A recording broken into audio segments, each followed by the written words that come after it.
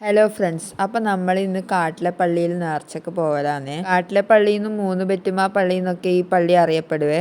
നേർച്ചൻ്റെ last ദിവസമാണ് ഞങ്ങൾ പോയത്. ഒരു ഉച്ച സമയമാകുമ്പോഴത്തേക്കും ഞങ്ങൾ അവിടെ എത്തി. നല്ല തിരക്കുണ്ടായിരുന്നു. മക്കാമിൻ്റെ അകത്തേക്ക് കയറുമ്പോൾ 2 സൈഡിലായിട്ടും കുറേ സാധനങ്ങൾ വിൽക്കാൻ വെച്ചിട്ടുണ്ടായിരുന്നു. എല്ലാ മതവിഭാഗത്തിൽപ്പെട്ട ആൾക്കാരും ഇവിടെ വരുത്തുണ്ട്. അവിടെ എത്തിയപ്പോൾ തന്നെ ഞങ്ങൾക്ക് അവിടുന്ന് ലൈമൊക്കെ കിട്ടി. അവിടുന്ന് എല്ലാവർക്കും ലൈം കൊടുക്കുന്നുണ്ടേനു.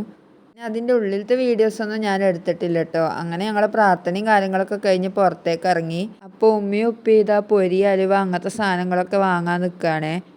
എൻ്റെ മോൻ അവിടെ നിന്ന് ഓരോ സാധനങ്ങളായിട്ട് വലിക്കുന്നുണ്ട്. അപ്പോൾ ഓൻ അടങ്ങി നിൽക്കാൻ അവൻ്റെ കയ്യിൽ ഇതൊന്ന് വാങ്ങിക്കൊടുത്തു.